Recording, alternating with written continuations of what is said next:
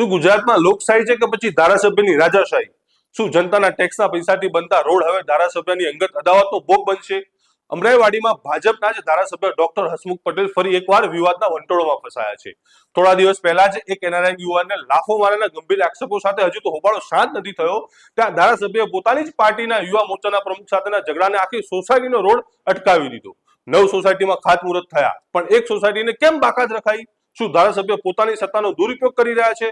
આજે આપણે આ લાફા કાંડથી લઈને રોડ કાંડ સુધીની તમામ પોલ ખોલીશું. નમસ્કાર મિત્રો, હું છું સંજય દેસાઈ અને તમે જોઈ રહ્યા છો લલકાર ન્યૂઝ.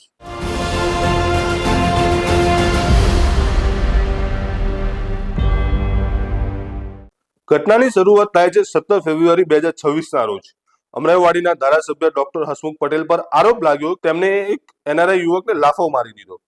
લોકશાહીમાં પ્રતિનિધિ જનતાનો સેવક હોય છે પણ અહીં તો જાણે સત્તાનો નશો માથે ચડી બોલતો હોય તેમ આક્ષેપો થયા છે. આ ઘટના બાદ યુથ કોંગ્રેસે ધારાસભ્યની ઓફિસ ગજવી મૂકી, પોલીસ સાથે ઘર્ષણ થયું અને અટકાયતો થઈ પણ ધારાસભ્ય સુધરવાનું નામ જ નથી લેતા. હવે આ વિવાદમાં એક નવો વળાંક આવ્યો છે જેમાં ભોગ બની રહી છે સામાન્ય જનતા. પહેલા તો આવો સાંભળીએ શું કહી રહ્યા છે ઇન્દ્રપુરી વોર્ડના યુવા મોરચાના પ્રમુખ વિકી પટેલ. 2009થી હું પાર્ટીનું કામ કરતો આવ્યો છું.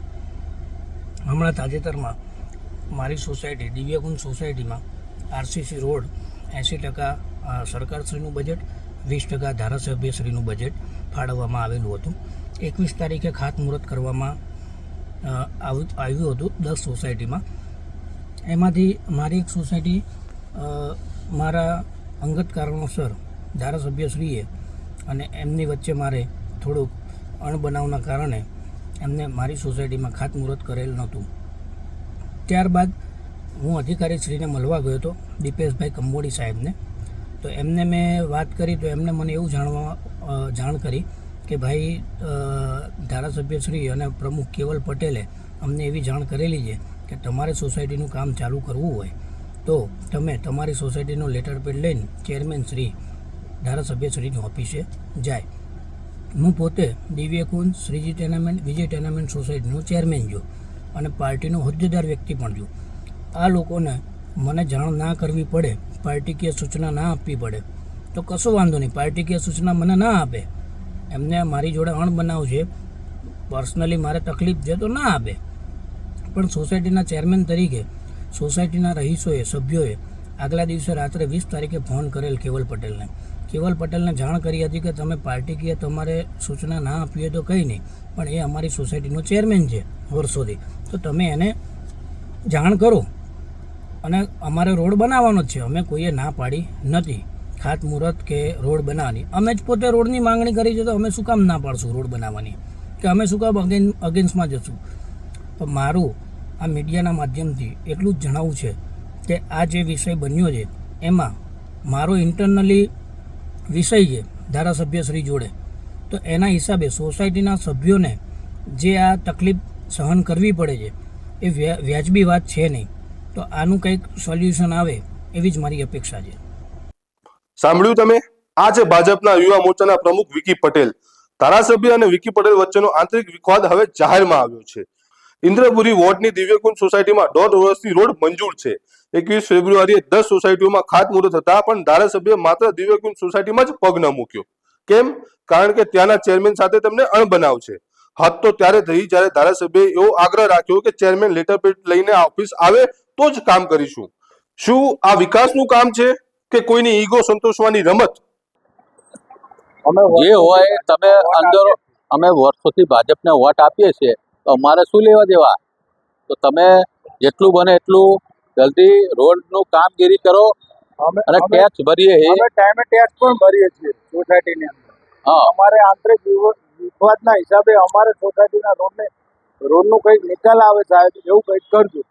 અને આના માટે સોસાયટીના સભ્યો અધિકારીશ્રીને મળીને આવ્યા હતા. અધિકારીશ્રીએ એવું કીધું કે સોસાયટીનું લેટર પેડ લઈને આવો પછી જ આનું આગળ કાર્યવાહી થશે. તો ટેન્ડર પાસ થઈ ગયું છે, બધું થઈ ગયું, ખાતમુહૂર્ત કરવાનું હતું, તો પછી હવે આ બધું ક્યાં કરવાની જરૂર છે સાહેબ?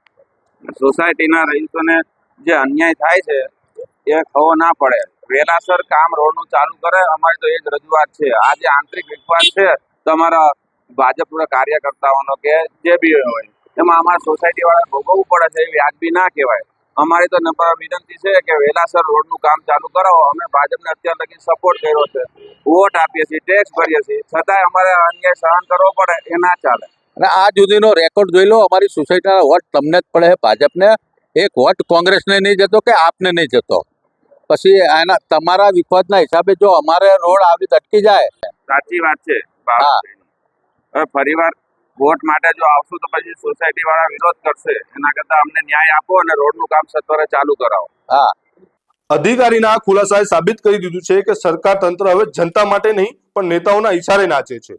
કોર્પોરેટર અને વોર્ડ પ્રમુખ વચ્ચેના સંકલનનો અભાવ અને ધારાસભ્યની જીતના કારણે આજે દિવ્યકુંજ સોસાયટીના રહીશો ધૂળ ફાંકી રહ્યા છે. ભાજપના આંતરિક વિવાદમાં સામાન્ય નાગરિકોનો શું વાંક? આગામી મ્યુનિસિપલ કોર્પોરેશનની ચૂંટણીમાં શું આ લાફાકાંડ અને અહંકાર ભાજપને ભારે પડશે? તો આ છે અમરાઈવાડીની વરવી વાસ્તવિકતા. એક બાજુ સરકાર વિકાસના બણગા ફૂકે છે અને બીજી બાજુ તેમના જ ધારાસભ્ય અંગત અદાવતમાં વિકાસના કામ ઉપર બ્રેક મારે છે. અધિકારીઓ લાચાર છે, કાર્યકરો નારાજ છે અને જનતા પરેશાન છે. ડોક્ટર હસમુખ પટેલ સાહેબ, જનતાને તમને રોડ બનાવવા માટે ચૂંટ્યા છે, કોઈને લાફા મારવા કે કામ અટકાવવા માટે નહીં. જો ભાજપ હાઈકમાન્ડ આ મામલે કડક પગલા નહીં લે ને તો આવનારી ચૂંટણીમાં જનતા ચોક્કસ જવાબ આપશે. તમારી આ ગુંડાગીરી બિલકુલ ચલાવી લેવામાં નહીં આવે.